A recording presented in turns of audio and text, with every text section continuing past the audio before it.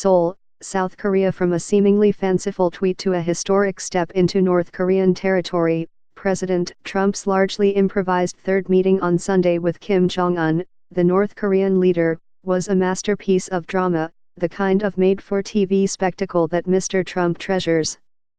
But for weeks before the meeting, which started as a Twitter offer by the president for Mr. Kim to drop by at the demilitarized zone and say hello, a real idea has been taking shape inside the Trump administration that officials hope might create a foundation for a new round of negotiations. The concept would amount to a nuclear freeze, one that essentially enshrines the status quo, and tacitly accepts the North as a nuclear power, something administration officials have often said they would never stand for. It falls far short of Mr. Trump's initial vow 30 months ago to solve the North Korea nuclear problem, but it might provide him with a retort to campaign season critics who say the North Korean dictator has been playing the American president brilliantly by giving him the visuals he craves while holding back on real concessions. While the approach could stop that arsenal from growing, it would not, at least in the near future, dismantle any existing weapons, variously estimated at 20 to 60. Nor would it limit the North's missile capability. The administration still insists in public and in private that its goals remain full denuclearization. But recognizing that its maximalist demand for the near-term surrender of Mr. Kim's cherished nuclear program is going nowhere, it is weighing a new approach that would begin with a significant but limited first step. American negotiators would seek to expand on Mr. Kim's offer in Hanoi in February to give up the country's main nuclear fuel production site, at Yongbyon, in return for the most onerous sanctions against the country being lifted. Mr. Trump, under pressure from his Secretary of State Mike Pompeo and his National Security Advisor, John R. Bolton, rejected that proposal, because so much of the North's capability now lies outside the vast Yongbyon complex. The idea now is to get Mr. Kim's new negotiating team to agree to expand the definition of the Yongbyon site well beyond its physical boundaries. If successful, and there are many obstacles, including the North accepting intrusive, perhaps invasive inspections, it would effectively amount to a nuclear freeze that keeps North Korea from making new nuclear material. But a senior United States official involved in North Korean policy said there was no way to know if North Korea would agree to this. In the past, he said, its negotiators have insisted that only Mr. Kim himself could define what dismantling Yongbyon meant. To make any deal work, the North would have to agree to include many facilities around the country, among them a covert site called Kangsan, which is outside Yongbyon and is where American and South Korean intelligence agencies believe the country is still producing uranium fuel. A president embarking on a re-election campaign and who complained repeatedly on Sunday that he receives no credit from the media for de-escalating tensions with North Korea and for the freeze on underground nuclear tests and test launches of intercontinental ballistic missiles would most likely cast this as a victory, as another restraint on Mr. Kim. It would help Mr. Trump argue that he is making progress, albeit slowly, on one of the world's most intractable crises.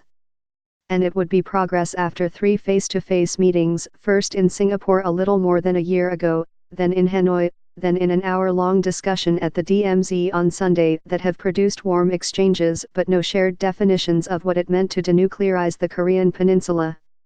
A year after that first meeting, the North has yet to turn over an inventory of what it possesses, claiming that would give the United States a map of military targets.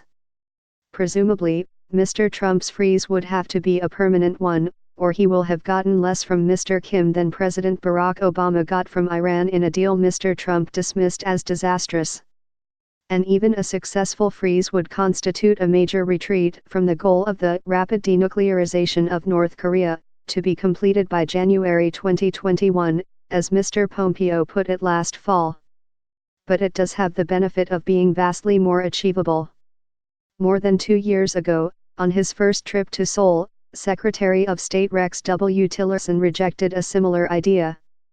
He said it would leave North Korea with significant capabilities that would represent a true threat, not just to the region, but to American forces, as well. But Mr. Trump, who prizes his personal relationship with Mr. Kim, would most likely argue that a freeze was groundbreaking. He has also described Mr. Tillerson, who he dismissed early in 2018, as dumb as a rock, so he would most likely not be limited by his past declarations. In fact, this approach has been attempted before. It bears strong similarities to the nuclear freeze President Bill Clinton negotiated with Mr. Kim's father in 1994. But that was a dozen years before the North's first nuclear test, and before it possessed either nuclear weapons or the capability to deliver them. Mr. Clinton's deal held for 5 or 6 years, until it became obvious the North was cheating by seeking a new approach to the bomb uranium enrichment. The North broke out of it in 2003. George W. Bush negotiated a partial freeze at Yongbyon in 2007, it too fell apart. The approach raises the larger question of whether Mr. Trump really cares about striking a tough denuclearization deal, or whether, as many critics charge, he is mainly interested in the illusion of progress to present himself to voters as a peacemaker. The president constantly takes credit for the fact that the prospect of war has receded, said Richard Haass, the president of the Council on Foreign Relations, who was involved in the Bush administration's confrontations with the North. But it went up not because North Korea was doing anything differently, but because the administration was threatening war. And it went down not because the threat had lessened, but because the administration seemed content with the chimera of denuclearization. Mr. Trump's more limited expectations may, however, mesh perfectly with Mr. Kim's plans. While Mr. Kim is eager to shed all the economic sanctions on his country, some North Korea analysts believe he would happily accept only partial sanctions relief along with lowered expectations that he might actually surrender his arsenal. I do think Kim could offer just enough on the negotiating table, such as the Yongbyon nuclear facility plus yet another suspected nuclear facility, in order to secure an interim deal with Trump and at least some sanctions relief, said Sumi Terry, who served at the CIA and the National Security Council under Presidents George W. Bush and Barack Obama. Mr. Kim may calculate that this is still not a bad deal because it would allow the North to keep its nuclear and missile arsenal, and it would give Trump an opportunity to claim he had achieved something none of his predecessors had, Ms. Terry said.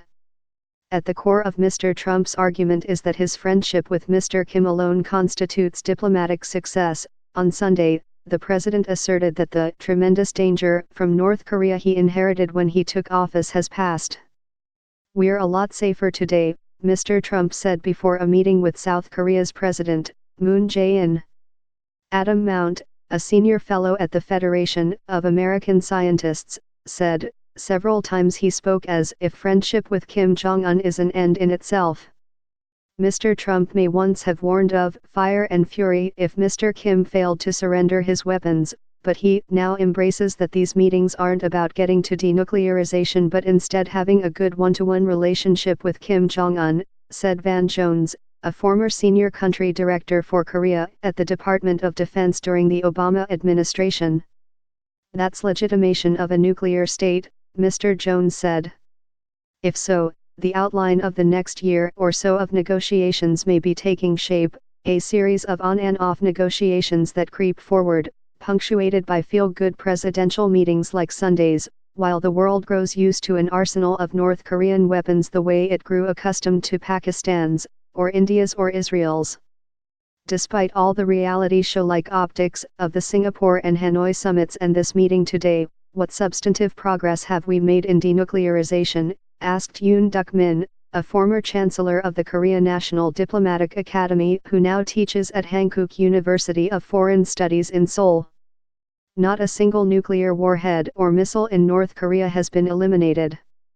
The North's nuclear facilities are still in operation. On Sunday, Mr. Trump was ushered into the demilitarized zone by President Moon of South Korea, who then sat outside while Mr. Trump and Mr. Kim met.